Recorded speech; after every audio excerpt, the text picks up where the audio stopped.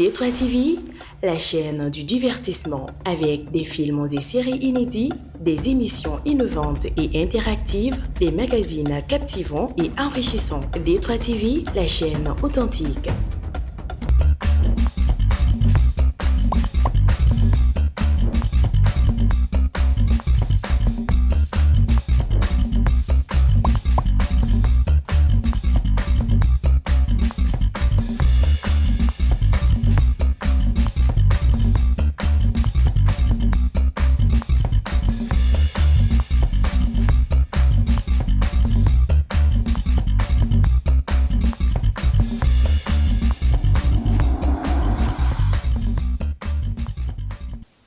Monsieur Cissé, allez amener ɲininka i k'i da don Mali baarako secteur la dɔɔni n'i bɛ se ka min fɔ an y'a kan. Ok, déjà n b'aw fo ka waleɲuman dɔn ka D3 TV baarakɛla bɛɛ fo ka lajɛbaa fana bɛɛ fo. N'i ko ko n ka don baarako kuma kɔnɔ n b'a daminɛ ni kuma dɔ ye min ka gɛlɛn dɔɔni n'o ye baaradilaw ye n'o ye kɛnyɛrɛ baarakɛlaw ye olu bɛɛ b'a fɔ ko baarakɛla ɲuman tɛ yen. Baara ɲininaw fana bɛɛ b'a fɔ ko baara tɛ yen. O de ye Mali ko in résumé n'i ko an k'a fɔ bakuruba la a bɛ ten de. O dun b'a yira k'a fɔ de ko baara dun bɛ dege de. Donc o kɔrɔ k'a fɔ ko dege sira de problème b'o de kɔnɔ. Parce que bi voilà mɔgɔw bɛ kalanw de kɛ a bɛ se ka kɛ tubabu kalan ye a bɛ se ka kɛ fana ka kalan kɛ dɔw bolo ka baara dɔw dege mais o degeli ninnu kɔnɔ malheureusement fiɲɛ dɔw b'a kɔnɔ parce que a degeli ninnu diɲɛ bɛ ka taa ni diɲɛ bɛ taa fo fɛn minnu bɛ dege n'a bɛ fɔ a ma ko les plans de formation u kan ka adapter u kan ka améliorer u fana kan ka avancer diɲɛ nɔfɛ mais malheureusement o degunba b'an kan parce que fɔlɔ la Mali la n'i y'a jateminɛ partenaires de tun b'an bolo min b'a financer bon bi o financement tɛ yen donc ça fait que formation jɔlen don depuis san jan an bɛ ka formation kelen de kɛ mais baara taabolo falenna donc mɔgɔw bɛ bɔ u bɛ bɔ ni diplôme ye nka école diplôme dɔrɔn tɛ bɔli kɛ bilen. C'est vrai. Donc problème ba yɛrɛ bɛ yen de donc n'u b'a fɔ tubabukan na ko l'éducation entre la formation et l'emploi. Donc baara ɲininaw ani baara dibagaw olu tɛ ka ɲɔgɔn sɔrɔ. U tɛ ka ɲɔgɔn ye. U tɛ ka ɲɔgɔn ye problème ba yɛrɛ y'o de. Problème fanba y'o de. Problème fanba yɛrɛ y'o de. Donc a kun a sababu fɔlɔ bɛ bɔ formation de la. Mariam Ina jɔn yɛrɛ de ye coach ye coach ye jɔn ye coachya ye mun ye. Coachya yɛrɛ métier de don. Awɔ métier de don diplôme de don. Awɔ. Donc o de don. Ok. Donc a bɛ ko n'i ye métier wɛrɛ fɔ n'i ko ko dɔ ye avocat ye ou bien dɔ ye médecin ye yɔrɔ a kɛra cogo cogo o b'a sɔrɔ a y'a kalan de kɛ. Donc anw ye coachya kalan de kɛ donc o de la a bɛ fɔ anw ma coach. Donc métier de don avant tout avec un diplôme à la clé. Donc normalement n'o t'i bolo i man ka exercer comme coach. Mami. Donc n'a ka di ne ye ka to k'a da n yɛrɛ la n ka so kɔnɔ ko coach o t'a ɲɛ ye quoi. Ayi o t'a ɲɛ ye. Kɔri ɲankili t'a kɔfɛ dɛ. Ɲankili bɛ sɔn ka don a la dɛ. Ɲankili kana don a la dɛ. N'i y'a ye ɲankili ma se ka don a la fɔlɔ an ka jamana kɔnɔ ani farafin jamana caman na c'est parce que métier in ye métier kura ye dɔɔni. Donc mɔgɔ minnu donna la par exemple Mali kɔnɔ ne yɛrɛ est-ce que ne de fɔlɔ ka cabinet de coaching ye donc métier bɛ organiser de ni métier organisera u bɛ ordre sigi n'u ye ordre sigi ça vous leur permet ka taga fɔ autorités ye par exemple dɔ man ka an ka tɔgɔ fɔ ordres de bɛ yen nɔ ordres ninnu ni ne y'a fɔ sisan ko n ye médecin ye yɔrɔ ordre de médecine bɛ ne attaquer d'ailleurs u y'a dɔw kɛ mɔgɔ dɔw la bon an ka ordre ma temps sɔrɔ ka sigi parce que métier in ye métier kura ye. Donc en Afrique an yɛrɛ bɛɛ bɛ ɲɔgɔn dɔn an bɛ ka essayer ka ordre sigi mais déjà n'i bɛ nanzaradugu ninnu na n'i y'a f'i ye coach ye u bɛ se k'i attaquer. Voilà u bɛ se k'i attaquer parce que n'i ka métier tɛ n'a diplôme t'i bolo i tɛ se ka exercer. Waouh. Voilà. Mais est-ce que c'est différent de thérapeute? C'est différent de thérapeute. Différent. Maintenant, il y a des coachs thérapeutes. Par exemple, moi, je fais partie des coachs thérapeutes parce que je suis maître praticien de la programmation neurolinguistique. Donc, je suis coach et thérapeute. Okay. Il y a des thérapeutes aussi à part, qui sont souvent des psychologues ou bien d'autres types de thérapie. Mais il y a des coachs, tout simplement, qui ne sont pas forcément thérapeutes. D'accord. Mais la thérapie, être thérapeute, est-ce que c'est être un médecin? C'est différent, je crois que c'est le psychologue oui, aussi. Oui, non, c'est très différent des médecins et la différence est très claire. Nous, on ne fait pas, même dans la thérapie, on ne fait pas de prescription médicale. D'accord. Donc, à partir du moment où quelqu'un a besoin d'une prescription pour améliorer son état, on l'adresse à un médecin. D'accord. Voilà. Et ces formations-là, c'est avec Emalla ou bien... Ah non, il y a des malades. Ni ma fili, il y a opération wolonvla de kɛ. O opération wolonvla in. Ayiwa, I bɛ se k'i da don a ko la dɔɔni k'a ɲɛfɔ an ɲɛna. A ko nana cogo min na, ko in sɔrɔla cogo min, fɛn min b'a kɔnɔ k'a développer an ye dɔɔni. Salam alaikum. Wa alaikum salam. Ala k'an bɛɛ sababa. Amina ya Rabbi. An bɛ dugawu kɛ Detora TV an b'u bɛɛ fo. Foli diyara n ye. Aw yɛrɛ Ala k'aw bolo mɛn aw ka baara la. Amina ya Rabbi, amina. Min ye ne sɔrɔ n bɛ Ala deli a kana muso wɛrɛ sɔrɔ tuguni. Ya Rabbi. An bɛɛ ka jɛ ka dugawu kɛ ɲɔgɔn ye. Inshallah. Walasa Ala k'an kisi Ala k'an tanga. Amina ya Rabbi. Ne ka opération fɔlɔ a kɛra professeur Garba Sise fɛ yen. Garba Sise ne yɛrɛ ye agent de la santé. Je suis infirmière. Voilà. Donc n ye dɔ kɛ santé la. Mais opération nin yɛrɛ de kama ne yɛrɛ ye baara bila. Ne yɛrɛ ye baara bila. Bon ne kɔni bɛ min fɔ ne ka opération fɔlɔ la Garba en tout cas n b'a fɔ bi mais fɛn na parce que a fɔlɔ consultation kɛra ka kɛ parce que 32 semaines tɛmɛna a yɛrɛ ko madame Sila jusqu'à présent ça ne va pas an t'a kɛ opération ye ne ko docteur n ko ka opération kɛ n ko fosi tɛ n na dimi tɛ n na fosi tɛ n na a yɛrɛ ko k'a dun bɛ kɛ opération ye dɛ n ko on verra n ko ni contraction ye minɛ n ko an bɛna bon contraction kɛra n nana dɔrɔn a ko bon ko kana don n ko non docteur n k'an kana ko ye sa n k'a to fɔlɔ sa an k'a nɛgɛ n'a bɛ ko au fur et à mesure n'an b'a nɛgɛ k'a bɛ taa den bɛ ka na fɔ ne sanfɛ docteur yɛrɛ ale yɛrɛ taara ko n'a kɛra cogo min ko k'a wele ne yɛrɛ ye n ka potensi sɔrɔ min ko ne y'a bɛɛ ta n y'a ye san papa n k'aw ye n sɔrɔ bloc kɔnɔ ne y'a ta ten de n k'aw bɛ n sɔrɔ bloc kɔnɔ donc u sɔrɔla ka anesthésie wele ka docteur yɛrɛ wele bon le médecin de garde o de tun bɛ Dirisa Kulubali donc a ko Dirisa bɛ se k'a kɛ ne don cogo filɛ bloc kɔnɔ o ka sɔrɔ den bɛ fo n sin kɔrɔ.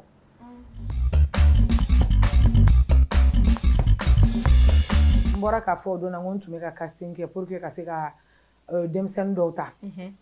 Il y a une fille qui est venue vers moi à Bendo parce que Anna de la ka do live do kono n'a ye nin yɔrɔ ye a b'a dɔn k'a fɔ ko nin kuma ye ale yɛrɛ ta ye c'est-à-dire que ale ye message de ci ne ma comme i bɔra k'a fɔ cogo min na a ye message ci ne ma ko ale ni a kɔrɔmuso ko a bɛ fɛ u ka casting kɛ ne ye testi k'a kun ne sina ka n kanto a ma ten tɔ n ko kumana ne bɛna e ni i kɔrɔmuso ɲɛra ne bɛna dessin de ya mais tɔgɔ t'i la jamu t'i la an bɛ fɛ ka casting kɛ dɔrɔn j'ai 29 ans i tɛmɛna i tagara ten n ko kumana o ko bɛna kɛ cogo di tu sais comment elle m'a répondu waouh tu peux même pas i tɛ se k'a mɛn quoi a ko ne ma awɔ ne ye ko mɛn koyi ne ye ko mɛn e ko fɔra ne ɲɛna de ne ye e tɔgɔ de mɛn i k'a dɔn k'a fɔ ko diɲɛ tɛ so ye i k'a dɔn k'a fɔ ko diɲɛ tɛ foyi ye baara ma se o la dɛ awɔ il paraît que tu parles très très mal aux gens n ko ma chérie je suis désolée e tɛ se ka taa an ka baarakɛyɔrɔ la parce que des fois plateau sanfɛ fɛn dɔw bɛ na dimi kow bɛ na yɛlɛkow bɛ na e bɛ se ka na sisan dɔ la sɔnni b'i tɛgɛ la ne b'a fɔ e ɲɛna n ko sɔnni tɛ jouer ne ka film kɔnɔ i bɛ se ka ɲɛsiba dɔ don ne b'a fɔ ko ɲɛsi tɛ kɛ ne ka film kɔnɔ ni ne y'o fɔ e ɲɛna don min na k'o to e la ne ye nin kuma fitinin fɔ tu t'es acharné sur moi mais est-ce que e ni ne bɛ se ka baara kɛ ɲɔgɔn fɛ a ye message min ci ne ma c'est-à-dire a bɛ téléphone ta kun fɔ dugu ma ne ma se k'a la bɛɛ kalan fo b'a fɔ ne ma ko ne ka sabali ko diɲɛ tɛ so ye dɛ mais imagine o mɔgɔ y'o fɔ e ɲɛna e bɛ se k'o tigi ta cogo di hali n'o y'a sɔrɔla ale de bɛna kɛ actrice interplanétaire ye i b'a ta cogo di donc fo an k'a lajɛ denmisɛnninw aw ka jisuma kɛ aw koliji la jaabi dɔw bɛ yen nɔ a bɛ di aw ma baarakɛyɔrɔ la o ye ka question d'intelligence de kɛ aw la ka attrape niveau de kɛ aw la ka aw sugu dɔn aw sugu yɛrɛ ye jumɛn dɔ bɛ se k'i la énervé allo hey ne pressé no koyi ni mun de don na bureau la e tɛ se ka na bureau la i b'a fɔ n tɛ na bureau de même pas ne b'a raccrocher alors que e ka milliard sara ou bien e ka million kan ka taa sɔrɔ o baara kelen kɔnɔ et comment tu vas faire pour revenir à cette même personne donc c'était juste k'a ka kuma sɔn ji la Mariamina coach ani conseiller est-ce que ni fila ye kelen ye parce que an b'a mɛn mɔgɔw da n ka coach n bɛna conseil ɲini coach fɛ n bɛ fɛ coach k'an bilasira parce que hali introduction na an y'o de fɔ ko wagati dɔ la mɔgɔ i mago bɛ mɔgɔ dɔ la min b'i bilasira min b'a to i bɛ se k'i ka diɲɛnatigɛ décision ta cogo min na est-ce que tiɲɛ coach yɛrɛ ka baara est-ce que o de don d'accord coach tɛ conseiller coach tɛ formateur ye parce que n'i y'a ye confusion bɛ yen tuma dɔw la a tigiw yɛrɛ t'a fɔ k'u ye coach ye mɔgɔw de bɛ baga mɔgɔ dɔw yɛrɛ ma dɔw b'a fɔ ka da u yɛrɛ la tiɲɛ don mais mɔgɔw yɛrɛ mana ye n'i bɛ ka conseil di dɔrɔn ou bien n'i bɛ ka mɔgɔw dege fɛn dɔ la dɔrɔn u b'a f'i ma ko coach alors que a si ni si baara tɛ kelen ye formation tɛ kelen ye fana bon conseiller ka conseil ye mun ye hali entreprise la les conseillers d'entreprise ou bien les consultants ça veut dire que i ye fɛn dɔ expérience sɔrɔ tellement i y'a expérience sɔrɔ a diplôme b'i bolo fana i y'a baara kɛ ka mɛn ni a problème bɛ mɔgɔw la olu bɛ se k'e wele e bɛ n'u dɛmɛ ka u bilasira ka solution dɔ ɲini alors que coaching na conseil yɛrɛ tɛ di fɛn fɔlɔ min bɛ yira an na coaching sira fɛ an ka école la ko n'i ye conseil di mɔgɔ ma dɔrɔn i bɔra coaching kɔnɔ donc conseil di ni coaching donc être une conseillère ou bien oui être une conseillère être coach c'est deux choses diamétralement opposées. C'est diamétralement opposé. Et nous, il nous est interdit de donner un conseil. Je vais vous donner un exemple. Oui. Il y a quelqu'un qui m'a déjà appelé en disant à coach, il y a une dame qui subit telle et telle chose de son mari. Donc, on m'a expliqué la situation. On me dit, tu conseillerais quoi à cette personne? C'est de divorcer ou de ne pas divorcer? Je lui ai dit, je ne lui conseille absolument rien. Quand elle va venir dans mon cabinet, je vais lui dire qu'est-ce qu'elle veut. Si elle dit qu'elle décide de divorcer, je vais l'aider à divorcer. Si elle dit qu'elle décide de garder son foyer, je vais l'aider à garder son foyer. D'accord. Maintenant, dans ce processus, peut-être que je vais sentir qu'elle ne sait pas quelle décision. Je peux l'aider aussi à clarifier la décision qui lui convient, mais en fonction d'elle, pas de moi. C'est pour ça que le conseil est très différent du coaching, parce que quand tu conseilles, tu dis les choses en fonction de ta personne. Mais l'autre n'est pas toi. En fanga ou tikelenge, en défaut tikelenge. Ni ko ke e a ke cogo min ko bɛɛ ka k'e ta cogo la bɛɛ ni e tɛ kelen adamaden bɛɛ b'a a taabolo de la. Coach o de y'a to kow ɲagaminen don Bamakɔ kow ɲagaminen don parce que coach camanba de bɛ yen bi par exemple 31 décembre tɛmɛnen na olu coach minnu wulila ka yɔrɔ bɛɛ kɛ sɔ ni makɔrɔni musow aw kana sɔn nin ma ni nin kɛra aw la kana nin ja kamalenkɔrɔ la kamalenkɔrɔ tɛ i nɔ nin ye nin kɛ tan tɔ olu tilala ka lever.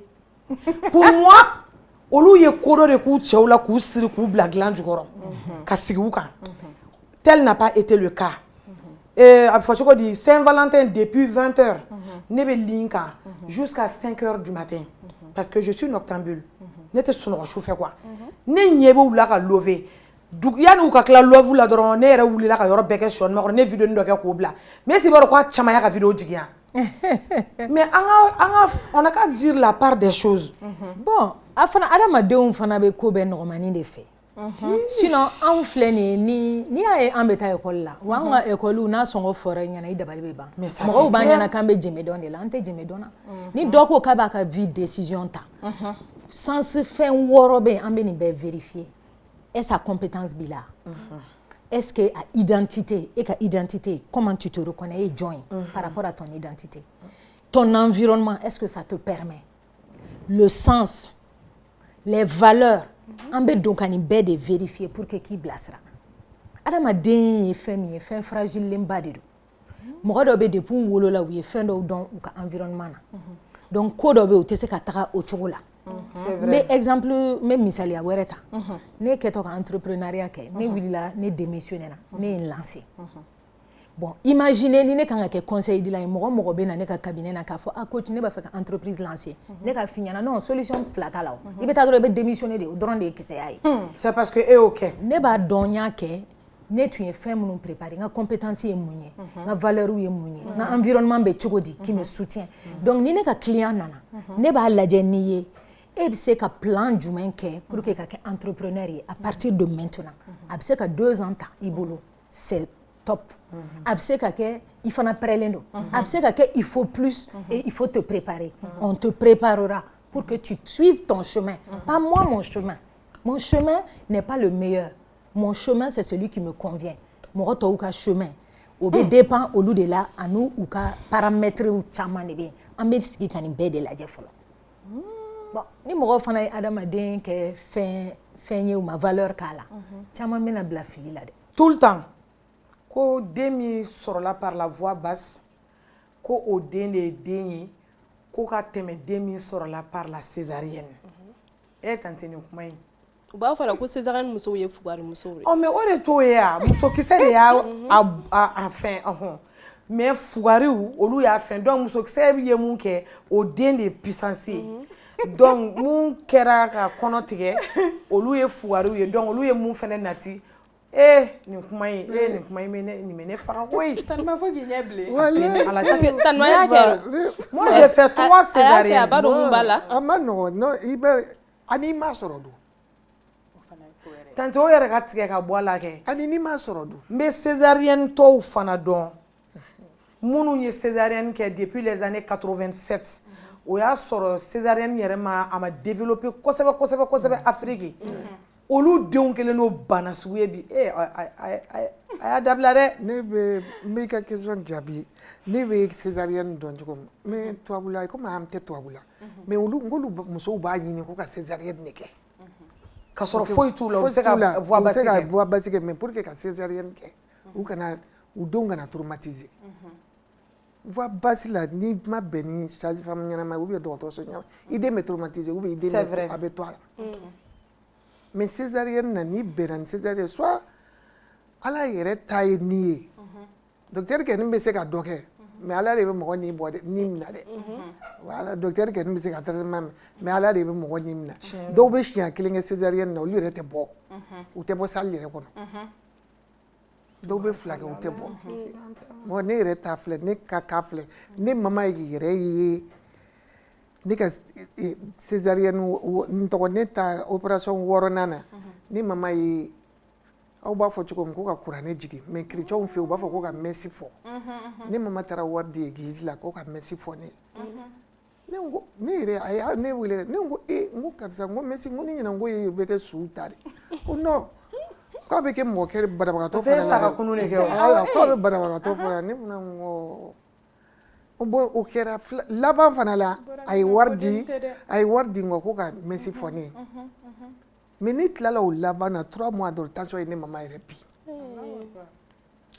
n'i y'o yɔrɔ jate minɛ ala de ta ye ko ye ala de bɛ sima da ne mama 6 mois dɔrɔn après dɔrɔn ne mama décédé ale mun bɛ ka jɔrɔ ale mun bɛ ka jɔrɔ ne la e ka nin cas bɛɛ fɛnɛ vécu voilà ne ka nin cas bɛɛ fɛ ne tun bɛ bɔ césarienne ne bɛ bɔ n ka opération na ka na mɔgɔ minnu bɛ sigi ne kɔrɔ ne bɛ tila ka n occuper olu la olu bɛ bana ka tɛmɛ ne yɛrɛ kan ne yɛrɛ bɛ sɔrɔ min don olu la ne ni n ka sarada la ne ni n ka fɔli bɛ ɲɔgɔn na donc ala yɛrɛ ta y'a ka ko ye quoi mɔgɔ ka an ka ala barika da dɔrɔn ni ala ye ko kɛ a kɛbaga y'a kɛ césarienne tigi ka jitɔya ou bien a ka fugariya tɛ fugariya min b'a ta kɛ voie basse fɛ o ka kunnaja tɛ o ka musokisɛya tɛ ni ala ye fɛn o fɛn da mɔgɔ bɔgɔ la i b'o de kɛ ni yɛrɛ ye débat inutile de ye ni muso dɔw mana nin débat kɛ césarienne tigi a fugariw fo ka kɛ tan aw dun y'aw diya aw b'aw ɲɛ datugu dɔrɔn n'a y'aw ɲɛ yɛlɛ aw denninw dalen b'aw kɔrɔ n'a y'a ɲɛ yɛlɛ i bɛ kuru de i bɛ kuru yɛrɛ dɔrɔn tɛ n'i kuru tɛmɛ min fɛ dun a b'a fɔ cogo min yɛrɛ hali n'i bɛ yɛlɛ césarienne den intelligence min b'o la o tɛ voie basse den est-ce que bibi in na an bɛ don min na i komi sisan c'est facile mɔgɔ ka se k'i ka emploi de rêve sera parce qu'an bɛɛ y'a ye micro trottoir la sisan ninnu bɛɛ bɛ k'u ka emploi de rêve fɔ n bɛ fɛ ka kɛ nin n bɛ fɛ ka kɛ nin est ce que a ka nɔgɔn ka s'o la. Ok bon fɛn min ka nɔgɔya o de man ɲi b'a fɔ mɔgɔw k'a faamuya k'a fɔ ko l'emploi de rêve c'est un processus a bɛ na kun de la a tɛna daminɛ na a bɛ na dɔɔni dɔɔni de par exemple sisan dɔ bɔra ka denmisɛnninw bɔra k'u ka filière de formation fɔ sisan n y'a dɔw mɛn minnu bɛ ka ne yɛrɛ formation min kɛ a dɔw b'a sira kan a bɛ k'a fɔ i ka formation ma nɔgɔn déjà i kan ka diplôme dɔ sɔrɔ ka taa baara kɛ ka tila ka segin ka na diplôme dɔ ɲini tuguni ka taa baara kɛ ka segin ka na fo diplôme 3 yani i ka sɔrɔ ka a bɛ mun min nɔfɛ a k'a sɔrɔ donc dun bɛ se ka taa minimum a dɔgɔyalenba ye 8 ans ye o y'a dɔgɔyalenba ye ka fara an ye 15 ans fɔlɔ min fɔ kan non ayi 15 ans i bɛ 3 ans b'o la ka fara 12 ans kan bac kɔfɛ 8 ans d'études wa o fana kɔnɔ i bɛ se ka hali pause dɔw ta waati dɔ la parce que ça dépend formation yɛrɛ ɲuman yɛrɛ n'an k'a fɔ mɔgɔw kan ka denmisɛnninw kan ka dabila de ka taa diplôme baw sɔrɔ ka sɔrɔ a dɔnni a kɛwale baara kɛwale t'u la donc parce que diplôme u y'u bɔ ɲɔgɔn na kun de b'a la an kan ka taa dɔɔni dɔɔni de n'i y'a ye sisan an ka université kɔnɔ a bɛ fɔ ko DUT d'abord licence master et doctorat normalement n'i y'a diplôme fɛn fɛn sɔrɔ i kan ka taa baara de kɛ fɔlɔ n'i taara baara kɛ i y'a faamuya i sera o baara la baara yɛrɛ kɔnɔna la i b'a dɔn i kan ka taa licence min kɛ sinon mɔgɔ caman bɛ yen u ye diplôme u ye kalan dɔw kɛ a kun man d'u ye wa u kun t'a dɔn kun min kama u bɛ k'a kɛ yɛrɛ donc a bɛ taa dɔɔni dɔɔni de donc o fili de bɛ mɔgɔ caman sɔrɔ donc ni mɔgɔw y'o faamuya depuis a daminɛ na a ka ca Ala fɛ i hakili bɛ sigi ni degun nana donc ni degun nana ni hakili sigira i bɛ taa dɔɔni dɔɔni i b'a dɔn k'a fɔ i kan ka dɔ sɔrɔ i ka dɔɔni kɛ ka yɛlɛ dɔɔni dɔɔni voilà. Mais est-ce qu'une personne par exemple qui n'a pas divorcé, qui ne sait pas c'est quoi le divorce ou bien qui n'a jamais été mariée peut coacher une personne qui veut divorcer, qui a été mariée, etc. Est-ce que c'est possible? C'est faisable? Oui, cette question-là, c'est faisable si la personne est formée comme coach intégralement. D'accord. Parce que ça n'a rien à voir avec l'expérience du vécu. Encore une fois, ça ne concerne pas le coach. Ça ne concerne pas le coach. Quand tu n'es pas marié, tu ne peux pas conseiller une femme mariée. Mais quand tu n'es pas marié, tu peux coacher une femme mariée. Parce que le système et la procédure, c'est diamétralement différent. D'accord. Donc, ça n'a absolument rien. Excuse-moi de te couper, mais ce que tu as dit tout à l'heure, c'est très intéressant parce qu'il y a eu un moment, TikTok, Cameroun, comme nous sommes doués ou ma fou, mais lui, il a conseillé de Moroma. Oh, mais il a conseillé de parce que lui, il a conseillé de dire. Lui, il a coaching. Ah, et il a 600. Il est à famille. Mais il n'est pas au Yoroni là. Ni conseil dit demander votre avis sur ça. Ni conseil dit ni effet minke, il be conseil dit de là. Tiens, mais coach là, il y a que oui ma que il se ka coacher. D'accord. Parce que n'est ta faute ninke o. Madoni une femme. Ah, on a femme. Voilà, c'est de la psychologie. D'accord. Donc ne be aider nyinga, ina kunye munye cabinet là. Ane na kunye de, ne be furu do là, par exemple, c'est difficile. Ne ta donga fenye munye. Nganga taka chukumi. Ou bien difficulté ou benena, mba fe ka nyana bo. D'accord. Et on me tester yere do bambolo, on me se ka kiku, ka laje e mo mo suyi. Ensuite, on be nyinga e ka objectif tunye munye i furuto. Ensuite, on be nyinga i ka furu valeur cloma ou tunye jumeni jumeni. On bo lu labo. On va vérifier est-ce que lu be. Bon, il y a furu ke o ma furu ke ni a kalan ke école là. Il se ka il va appliquer problème fo itala. Parce que tu es déjà formé. Mais il te ka baraka ni yere ka vécu. Il te ka baraka ni ka vécu. Il be ka baraka ni technique do di. Ani outil do de be mon glana ka di. Voilà. Mais avec a forme munuma. Ni isigi ke e be conseil général di ko do kan. E ma mi vécu. O de fla en fait, exemple là, c'est comme je vais dire Mariam ina be ka min fo. C'est comme ni e tagara docteur so là c'est ça. Qui est bana do furake et tu veux à tout prix que bana kake docteur yere là ou bien bana est docteur yere mais il n'a pas besoin de ça. Exactement. Le docteur n'a pas besoin d'avoir eu la maladie ou bien d'être malade pour que ka bana furake parce qu'abe barake ni procédé d'odi. Avec barake ni fait qu'il soit malade ou pas, il peut te guérir. Oui. Mais par le conseiller à yoro là, il faut qu'il kata beni moye mɔgɔ min bɛ bana kɔnɔna la ka ban ou bien mɔgɔ min bɔra bana kɔnɔ o de ye conseil yɛrɛ voilà ne ye nin fura in de ta i t'o ɲɔgɔn essayer i b'a essayer n'a bɛ ni ma ale de tulu mun tulu la dɔ bɛ tantôt i tɛ ka ɲi nɔ dɛ e ka secret ye jumɛn de ye e bɛ ka mun parfum de fiyɛ nin kasa ka di dɛ e bɛ ka nin tulu in de mun an bɛ se ka conseil di aw farisogo tɛ kelen ye a bɛ se ka ɲɛ mɔgɔ kelen ni fila ma mais a bɛ se sabanan ma a bɛ tiɲɛ o bolo voilà parce que i ka baara tɛ. Donc si moi je comprends bien si je comprends très bien, conseillère ani coach, c'est pas la même chose. N'a fɔra I ma sisan ko coach, o kɔrɔ k'i ka kɛ mɔgɔ suturalen k'i ka kɛ mɔgɔ ladamunen k'i dala kuma kana caya I kana mɔgɔ dɔ ka kuma lakali mɔgɔ dɔ ye wa I kana sɔn mɔgɔ min bɛna kana kungo f'i ɲɛna o ka kuma lakali jama la bon sisan ni coach yɛrɛ b'i sigi live kɔnɔ ka mɔgɔ ta plus de combien de personnes o bɛ live kelen kɔnɔ mɔgɔ bɛ kana ka problème fɔ est-ce que a kan ka fɔ o ma ko coach? Non, a tɛ se ka f'i ma ko coach ni ma kalan kɛ. Ni diplôme t'i bolo, je pense que c'est le plus important. Et puis fɛn dɔ fana bɛ yen nɔ. Ayi sisan hali minnu soi-disant minnu bɛ k'u yɛrɛ ka sans être diplômé. Olu tɛ conseillère. Est-ce que c'est normal? Est-ce que c'est normal? Parce que fo o yɔrɔ ka faamuya kosɛbɛ. Coach ka ca. Kuma in yɛrɛ kun y'o de ye. Coach en 2026 a bɔlen don k'a ton presque a bɛ dugu bɛɛ la. Yan gansan tɛ. Mais I bɛ coach minnu fɛn ye ko mɔgɔw bɛ taa ka t'u kungo f'u ɲɛna. Comme elle, en tant que professionnelle diplômée, a b'a dɔn k'a ka baara don a y'a kalan de kɛ. Donc, être conseillère et être coach, c'est deux choses très très différentes. Ne ko ale de ma sisan. Donc, comme coach suturalen, est-ce que c'est normal? Mago b'o yɔrɔ de la quoi. C'est normal I ka mɔgɔ ta en live ko e bɛ ka f'i yɛrɛ ma ko coach. Est-ce que o tɛ conseillère de ya? O ye conseillère ye depuis le début o tigi ye conseillère de. Voilà. Mais ni ye ne ɲininka en tant que coach parce que fɛn kelen b'anw ka métier la o bɛ dege an na confidentialité i y'o fɔ cogo min non jugement non jugement n'i bɛ kuma jama na a tigi ye ko dɔw kɛ olu yɛrɛ b'a tigi dɔw lakari bon I bɛ don ne ka cabinet hali ni nana I sigi ne kɛrɛfɛ k'a fɔ k'i ye mɔgɔ faga peut-être I bɛna ye ko ɲɛ de bɛ juger mais I tɛna ta ne ɲɛ kan ko I ye kojugu kɛ parce que ne sigi kun t'o ye hali ni nana k'i ye diɲɛ wuli dɔ bɛ se ka don sisan ne ka fɛn la k'a fɔ ko ale ye jɛnɛya kɛ ale ni mɔgɔ tan de taara ne ka baara tɛ k'a fɔ ko n b'a lasigi k'a fɔ cɛ o man ɲi dɛ mun ye bila o la o tɛ ne ka baara ye donc an ka baara sira fɛ c'est interdit an tɛna I juger an tɛ n'i condamner an tɛ n'i kɔrɔfɔ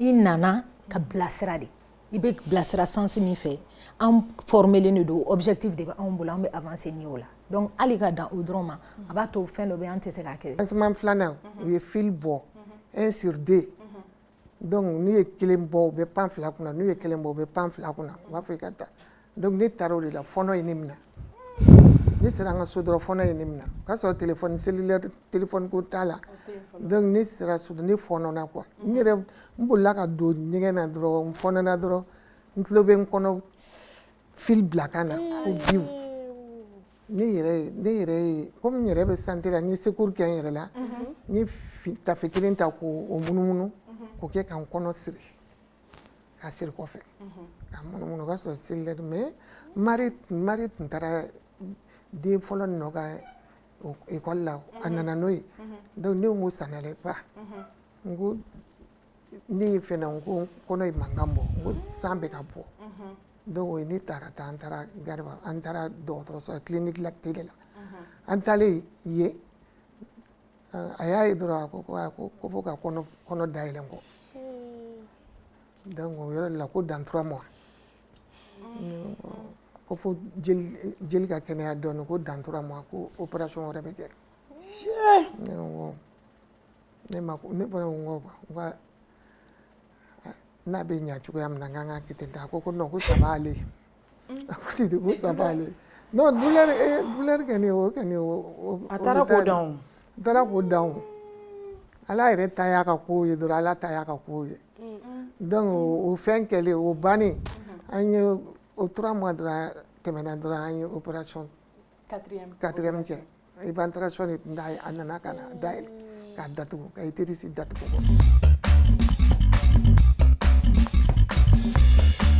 baarakɛyɔrɔ dɔ la stagiaire dɔ nana a tun bɛ stage la stagiaire in don o don a bɛ na heure min aw b'a dɔn 5h30 o laban bɛ chef de rédaction fo mɔgɔw laban kuma ko karisa I t'i doni jigin est-ce mun ye I se baarakɛyɔrɔ la 5h30 ala nana kɛ dɔ tun bɛ baarakɛyɔrɔ la u tagara congé prolongé dɔ la mais contrat de prestation dira ale de ma o parce que tellement a kɛlen bɛ ka baara in minɛ n'a sɛbɛ ye alors que pourtant mɔgɔ tɔw dun tun bɛ yɛlɛ a la sababu de bɛ na quoi e b'i cɛ siri bana bɛ cun dɔ ka don dɔ la i b'o remplacer o bɛ kɛ ka baara ta sababu dɔ bɛ na quoi don dɔ la dɔ yɛrɛ b'i da so ka patron wele ko denkunu b'a bolo e b'o parfois jogo de don o b'a sɔrɔ patron mago bɛ fɛn urgent dɔ la e b'o kɛ dɔrɔn patron bɛ contrat d'i ma voilà moi je me rappelle ne yɛrɛ bɛ don enseignement kɔnɔ cogo min na c'était comme ça déjà première année philo ne tun ye école so dɔ repéré anw kɛrɛfɛ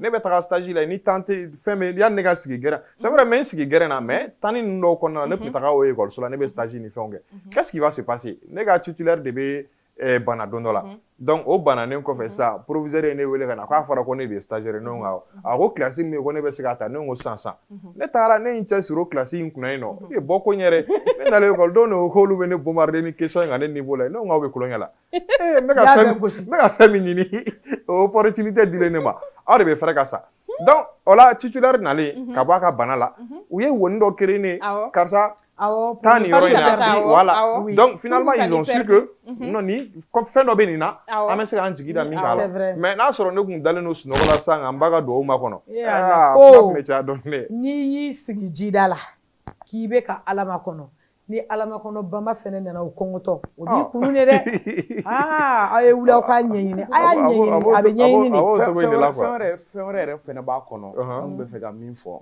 bon ne yɛrɛ y'a taamasere ye wa n ye gafe min sɛbɛn n y'a sɛbɛn a kɔnɔ c'est que l'acquisition de connaissance hali ka dɔnni sugu dɔw sɔrɔ a bɛ bɔ o jogo ninnu fɛ bon ne bɛ n ka cas yɛrɛ ta n yɛrɛ y'a sɔrɔ cogo min na parce que ne tilalen n ka kalan na ne ye cabinet o de kɛ donc dans les cabinets d'expertise comptable c'est très compliqué an mɔgɔ 7 de kun nana stage la mais ne kelen de contrat sɔrɔ a laban na a bɔra fɛn fɔlɔ la o ye ne kun bɛ na joona wa ni heure sera ne kun tɛ taa bon n bɛna kuma comme aw ye ni na joona ye aw kumana kan ka ban n bɛ kuma le fait que i ka to baarayɔrɔ la heure kɔfɛ n bɛna kuma o de kan secret caman b'a kɔnɔ n'i y'a jateminɛ i taara baarayɔrɔ la a bɛ k'i kɔnɔ ko ɲɛmɔgɔ tɛ baarakɛla ye sɔgɔmada fɛ a bɛ yaala yaala bureau ni mɔgɔw ni ɲɔgɔn cɛ mais i b'a ye 15h 16h mɔgɔw b'u préparer ka taa o waati de a bɛ n'i sigi ka baara kɛ parce que ale ka baara ni mɔgɔw ma k'u t'a la k'a d'a ma a tɛna se ka baara kɛ donc souvent mɔgɔw bɛ taa k'a to baara la o b'a sɔrɔ a degunnen don baara ka ca ma bon min bɛ to yen a bɛ jateminɛ siɲɛ 1 siɲɛ 2 siɲɛ 3 siɲɛ 4 a b'a daminɛ ka baara dɔw kalifi la ne garijɛgɛ de sɔrɔ ka se baaraw la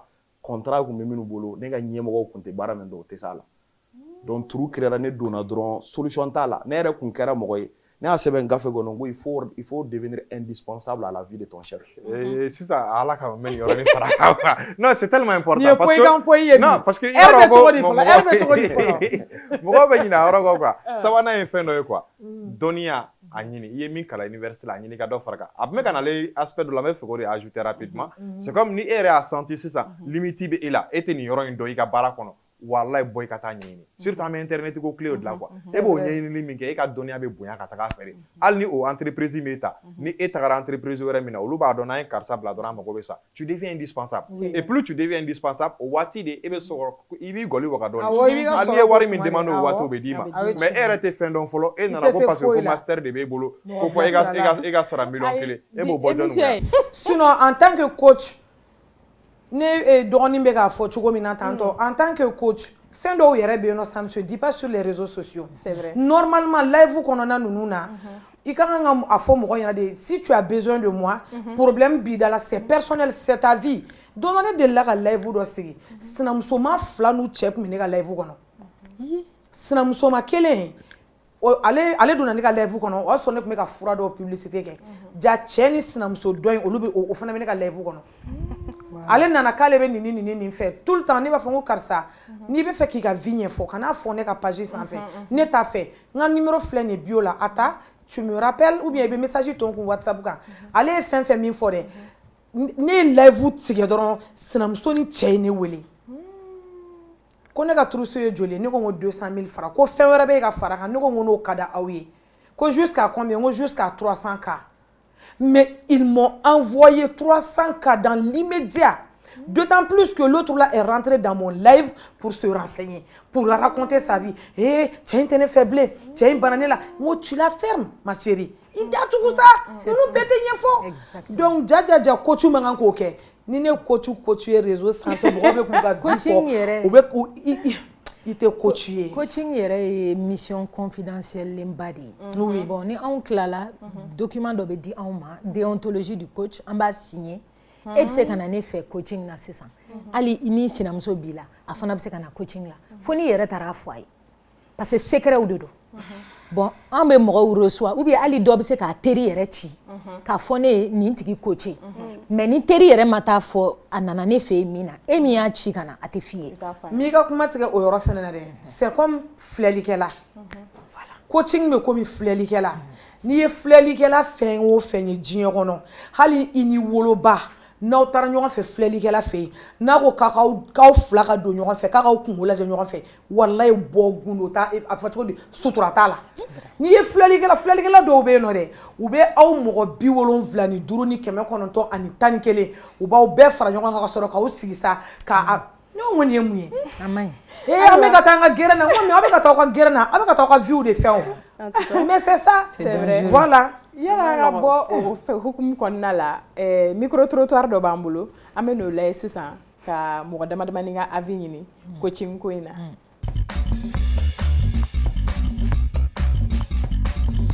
Ka coach sɔrɔ i ka ɲɛnɛmaya kɔnɔna na a bɛ mɔgɔ dɛmɛ ka réussir a fɔ mun na parce que parfois i bɛ kɛ fɛn dɔ kɔnɔ duti la i t'a dɔn i b'a bɔ cogo min na mais n'i bɛ coachw bolo déjà olu delila ka mɔgɔ dɔw ka kaw kɛ ka tɛmɛ donc u bɛ se k'i bɔ fili la k'i bila sira caman kan.